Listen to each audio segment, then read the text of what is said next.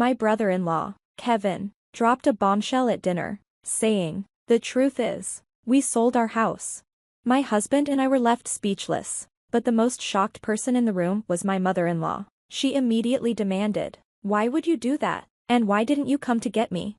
Visibly upset, she began arguing with Kevin. He raised his hands in a calming gesture, trying to explain. "My name's Sandra, and I work from home alongside my husband, Robert. We loved the flexibility that came with working remotely, taking breaks whenever we needed. But when Robert's mom moved in, things changed. Financially, we were stable, but she just couldn't understand why we weren't leaving the house every day to work. Her constant questions wore me down. No matter how many times we explained that we were working from home, she thought we were just lounging around, not thinking about the future. She often told us she should have gone to live with Kevin instead." Kevin, Robert's brother, had married Carol, a wealthy woman, but deep down, we knew Kevin was too preoccupied with enjoying his wife's money to take care of his mom. Still, she clung to the hope that one day he would come and whisk her away to their mansion. In reality, it was never going to happen. Robert had already promised his mom she could stay with us. Kevin made it clear he wouldn't take her in, leaving us to juggle our remote work life with her constant presence. Despite being labeled unemployed by her because we worked from home, we tolerated it. Then, out of the blue, Kevin called one day. "I'll be coming over this weekend," he said, hanging up before we could ask for details. Robert and I were puzzled, wondering what it meant. My mother-in-law overheard and jumped to conclusions. "Kevin's coming to get me. Help me pack," she exclaimed, practically dragging Robert to her room. He tried reasoning with her, explaining that Kevin hadn't mentioned anything about taking her, but she wouldn't hear it. "He didn't say he was picking you up, Mom," Robert tried to reason. "He doesn't have to say it. I know he's coming for me," she insisted. It baffled us. Since moving in, she'd done no housework and relied on the money we gave her. So why was she so convinced Kevin would take her? Still, we went along with it, helping her pack as we waited for Kevin's arrival. When Kevin and Carol arrived that weekend, their behavior was oddly courteous. My mother-in-law greeted them with a slew of complaints about how poorly she thought we were treating her. "You two aren't mistreating Mom, right?" Kevin asked, giving us a scrutinizing look. "Of course not," Robert replied. "We give her money and let her live comfortably. Sandra takes care of all the housework." Kevin raised an eyebrow. "Mom says otherwise. Maybe you're not even aware of how you've been treating her," he added, fueling her complaints. Robert and I exchanged frustrated glances, but we decided to keep things civil and led everyone to the living room. As soon as we sat down, my mother-in-law ordered, "Don't just sit there, serve them." I raised an eyebrow. "I thought you were going to make the tea, Mom." "Make an old woman work?" "Kevin, look at how Sandra treats me," she exclaimed, dramatically wiping at non-existent tears. I was too taken aback to respond, so I begrudgingly made the tea. When I returned, Kevin and Carol had adopted a more serious tone. "We need to talk," Kevin started. "The truth is, we sold our house." The shock on Robert's face mirrored my own, but it was nothing compared to the disbelief in my mother-in-law's eyes. "Why would you do that? And what about picking me up?" she asked, her voice trembling. Kevin sighed, trying to calm her down. "We've fallen into debt and had no choice. We need a place to stay temporarily, just until we get back on our feet." "Debt? What debt?" my mother-in-law pressed. "I invested in a business. It didn't go as planned," Kevin confessed with a nervous chuckle. Robert and I could only sigh. "We just need a place to stay for a little while, please. There's nowhere else for us to go," Kevin added, almost pleading. Feeling conflicted, we reluctantly agreed to let them stay temporarily but made it clear they had to leave within a month. "Got it," Kevin said with a nervous laugh before heading off to prepare for the move.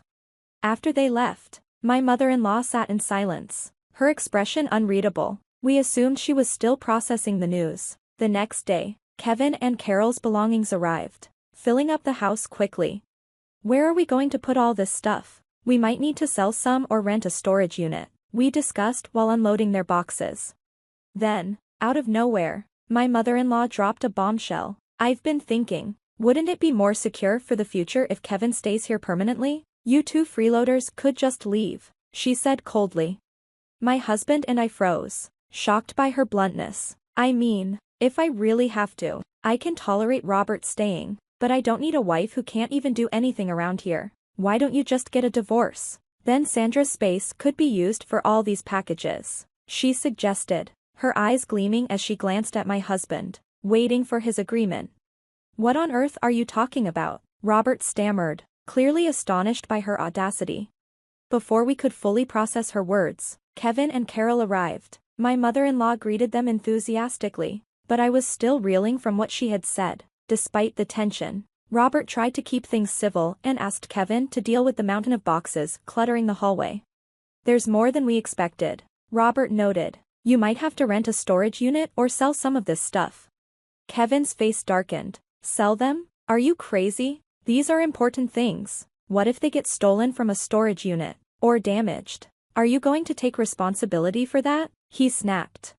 Robert's patience was wearing thin. This is our house. You're staying here as a favor, so it's only fair you deal with some inconvenience. If you don't like it, find somewhere else to live, he said firmly.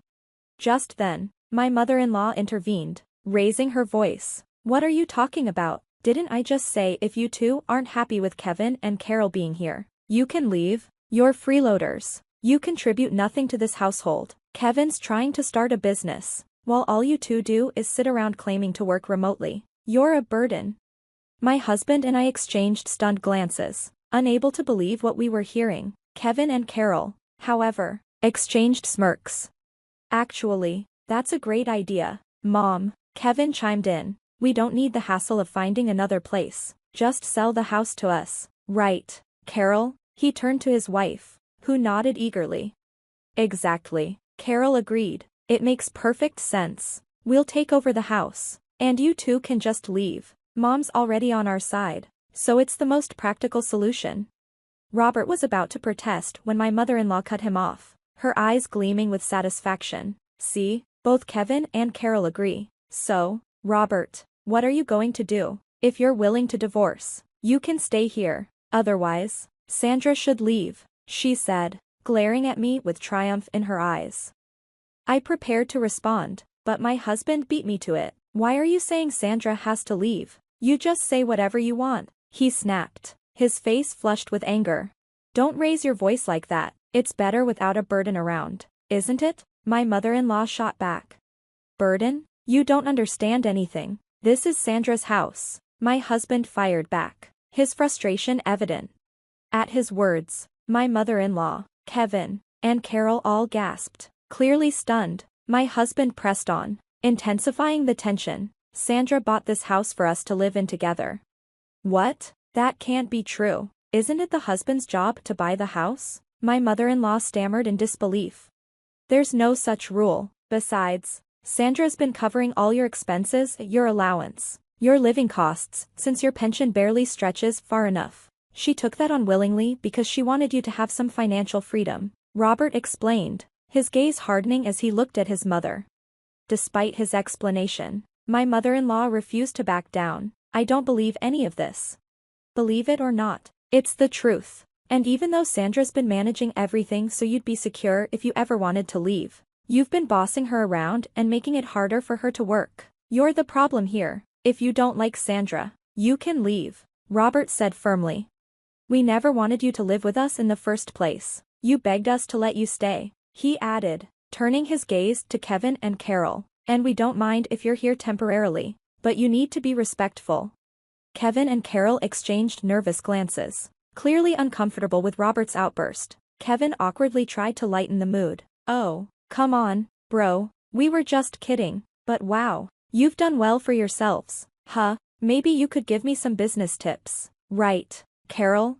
Carol nodded, forcing a smile, but my mother-in-law remained defiant. Don't get so high and mighty. You're just a bum, Robert. You should leave, too. Go see what it's like out in the real world, she barked, completely ignoring everything we'd said.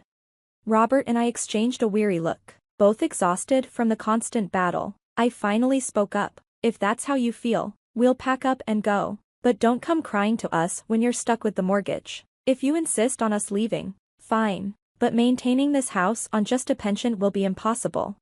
My mother-in-law's face turned beet red. Get out then. I don't need your help, she screamed, Wait, you don't mean that, right? Kevin protested, panic creeping into his voice.